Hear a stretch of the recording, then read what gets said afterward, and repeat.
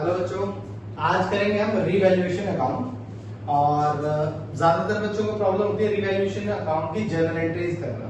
तो वो सिर्फ मात्र 10 सेकंड का काम है, इसी में सिखा दूंगा मैं आपको कि अगर आपको रीवैल्यूएशन अकाउंट आगे बनाना है तो जर्नल एंट्री किस तरह से करनी है आपने। ठीक है, तो देखो रीवैल्यूएशन इंपॉर्टेंट टॉपिक है आपका। ये 3rd chapter, 4th chapter, 5th chapter यानी आपके एडमिशन में भी काम आना है। ये change in profit sharing ratio में तो चल ही रहा है। Change in profit sharing ratio chapter अगर आप ढंग से कर लेते हो तो आपको एडमिशन, रिटायरमेंट, डेथ तीनों में कोई प्रॉब्लम नहीं होनी करने के लिए।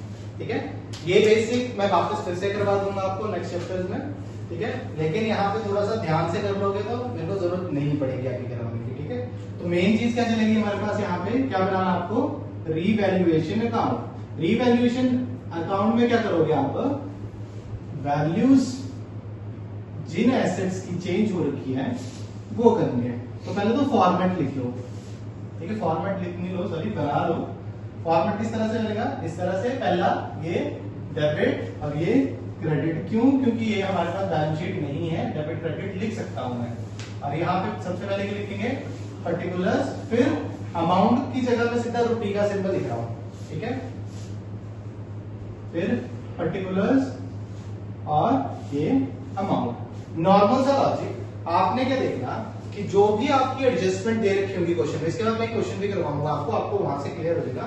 पर दिमाग में ये चीज बैठा लेना कि पहले आपको क्वेश्चन में बैलेंस शीट गिवन होगी, बैलेंस शीट का फिलहाल कुछ भी टच नहीं करोगे, आप कुछ भी नहीं लिखोगे। जो उसके नीचे एक एडिशनल इंफॉर्मेशन दे रखी होगी जिसको आप बोलते हो एडजस्टमेंट। एडजस्टमेंट में चेक करना है कि आपके एसेट्स की वैल्यू में क्या क्या चेंज आ रहा है। तो आपके पास क्या होगा, या तो एसेट्स मिलेंगे, यहाँ पे आपको क्या मिलेगा, लायबिलिटी। ए क्या स्टैंड कर रहा है यहाँ पे, एसेट्स, और एल का स्टैंड करेगा यहाँ पे लायबिलिटी। लिखना है, लिख देता हूं बेटा यहाँ पे। ठीक है, एसेट्स और एल का स्टैंड करेगा यहाँ पे लायबिलिटीज। समझ गए? अगर एसेट्स इंक्रीज हो रहा होगा मेरा तो क्रेडिट साइड में लिखना है, और अगर लायबिलिटी मेरी डिक्रीज हो रही होगी तो क्रेडिट साइड में लिखना है। इसका बिल्कुल उल्टा इस साइड कर देना। अगर एसेट्स मेरा डिक्रीज हो रहा है और लायबिलिटी मेरी इंक्रीज हो रही है तो कौन सी साइड लिखेंगे, डेबिट साइड में लिखेंगे। उसी तरह अगर हमारे पास कोई अनरिकॉर्डेड एसेट होगा तो क्रेडिट साइड में, अनरिकॉर्डेड एसेट्स क्रेडिट साइड में, और अगर कोई अनरिकॉर्डेड लायबिलिटी होगी तो डेबिट साइड में। बाय नहीं, इस साइड लिखेंगे टू अनरिकॉर्डेड लायबिलिटी। समझ गए? अगर कुछ पे कर रखा होगा तो यहाँ पे टू कैश या फिर बैंक करके जो भी एक्सपेंसेस पे कर रखे होंगे वो लिख देना। समझ गए? केवल पार्टनर्स के ब्याह पे भी लिख दिया होता है कि पार्टनर्स के ब्याह पे कर दिया आपने, तो पार्टनर्स कैपिटल अकाउंट या पार्ट लिख देना यहाँ पे, टू पार्टनर्स कैपिटल अकाउंट। ठीक है, कोई भी जैसे रेमनरेशन वगैरह किया, कुछ भी किया, ठीक है, रेमनरेशन वगैरह जो भी आ गया तो यहाँ लिख देंगे। क्लियर है? बस इतना सा करने के बाद आपने क्या कर देना बेटा, टोटल। अब टोटल चेक करना आपने कि क्रेडिट साइड का अगर टोटल ज्यादा है तो उसको कॉपी कर दो डेबिट साइड में, क्योंकि दोनों साइड के बैलेंस क्या चलेंगे आपके, इक्वल चलेंगे।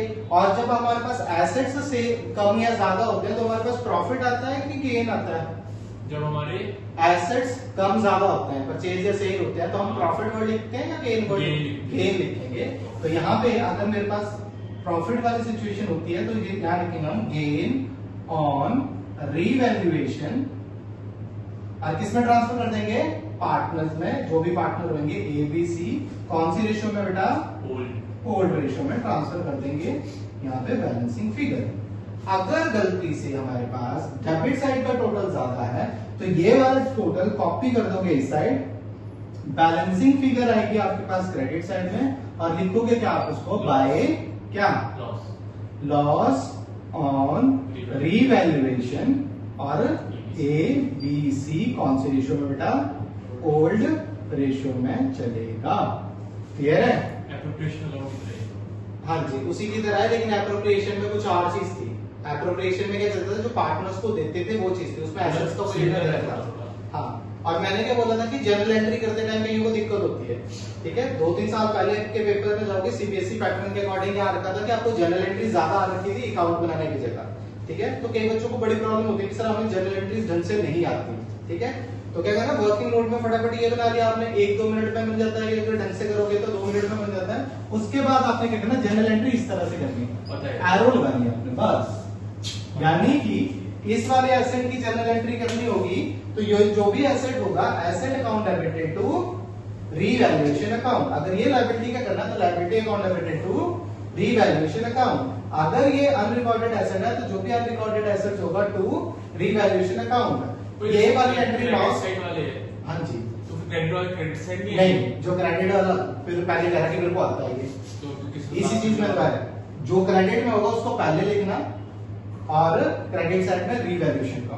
और जब ये डेबिट वाली करनी है तो हेडिंग पहले लिखोगे रीवैल्यूएशन अकाउंट टू, ये वाला एसेट्स अगर डिक्रीज कर रहा है, रीवैल्यूएशन टू लायबिलिटी जो इंक्रीज कर रही है, रीवैल्यूएशन टू अनरिकॉर्डेड लायबिलिटी जो होगी, रीवैल्यूएशन टू कैश या बैंक करके जो भी एक्सपेंसेस पे होंगे, रीवैल्यूएशन टू पार्टनर्स कैपिटल जो भी रेम्युनरेशन वगैरह होगा, और revaluation account debited to A B C, ये गेन वाली एंट्री होगी। और अगर लॉस वाली करनी तो ए बी सी तीनों डेबिटेड टू रीवैल्यूएशन अकाउंट। समझ आ गया इतना? यहां तक किसी को कोई डाउट है मेरे से पूछ लो, नहीं तो हम आगे एक क्वेश्चन करेंगे इससे रिलेटेड, सिंपल सा। बताओ, है कोई डाउट? नहीं है? चलो ठीक है, फिर मूव करते हैं क्वेश्चन की तरफ।